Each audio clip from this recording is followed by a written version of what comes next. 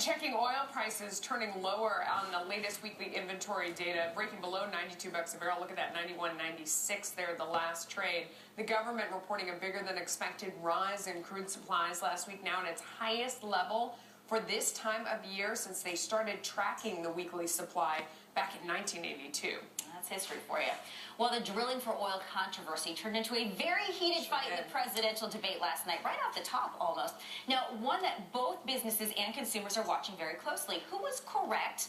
Elizabeth McDonald is here. She's been investigating, doing the math, crunching the numbers for us. Yeah, it did get heated. CNN moderator Candy Crowley basically asking the president, is it the stated objective of your Department of Energy secretary to keep gas prices high in order to get more consumers onto green energy and green cars? The president is saying gas prices basically bottomed out during the financial crisis. I got to tell you something. Gas prices, though, were down even when the jobless rate was down in December 2008 and November 2008. You see the national average hitting $3.75, and that's certainly up from $1.84. Very tense moment, though, last night between Governor Romney and the president. Here they are. We have increased oil production to the highest levels in 16 years. And production on government land is down. No, it isn't. Production on government land of oil is down 14%. All right, so that's where the debate lies. In other words, the president's saying oil production is high, it's up about 15% over the last 3 years, and nat gas production up 24% over that time. But the issue is about drilling. Okay, production is high, that's great, but what is going on with the permits, right? Splitting the hairs over They the were number of splitting the permits. hairs, What's and that's the issue. Let's look at what the government is saying about permits to drill for oil on federal lands. You're going to see that they've dropped 42% since 2007. They're down about 33% since 2009. And the other thing, too, is the president has shut drilling in half of the Alaska National Petroleum Reserve. That is a very contentious point of debate. The president's response was, though, this. He said, listen, use it or lose it. The oil drillers are not using the leases they've already received permits for. You talk to that industry and they'll say, well, it takes up to 10 years or more to get an oil well active. How do you define, Mr. President, inactive and then yank our lease or our permit? So that's where the debate lies. 1 out of 100 oil wells drilled, by one estimate, is basically good, will yield results. 1 out of 100. So you have to do a lot of geological mapping and seismic surveying to get those wells productive, and it takes time. So that's where the debate is right now. Yeah, and thanks for fleshing it out for us. Sure, delighted. Drilling into the facts. There you go. So what did energy experts think of the exchange? Joining me now on the phone is John Hofmeister, CEO of Citizens for Affordable Energy, and he's also the former president of Shell Energy Company. John, thank you so much for joining us.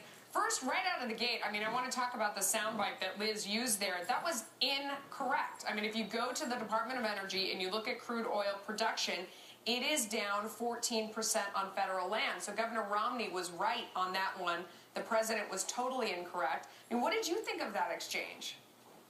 I thought that the president was repeating an untruth so assertively as to make it sound like a truth.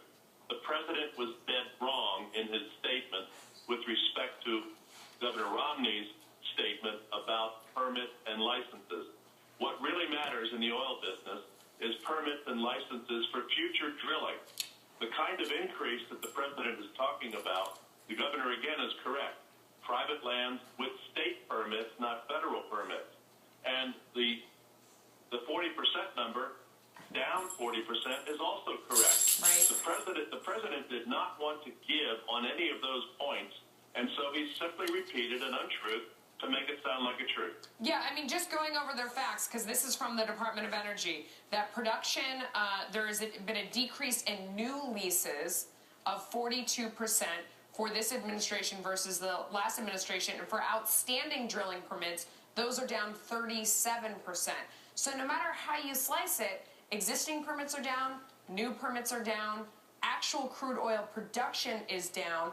The only place where we see production going up is non-federal lands. It says 96% of the increase since 2007 of oil production has been on non-federal lands. 96% on non-federal lands. That's according to the Congressional Research Service, U.S. crude oil production and federal non-federal areas report.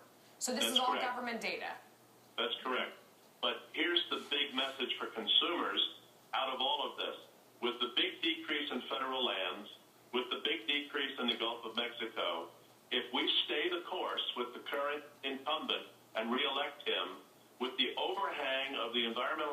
Regulation Agency threatening to take over hydraulic fracturing, Americans in the second term of the Obama administration will be standing in gas lines with the highest prices once again ever in the history of America.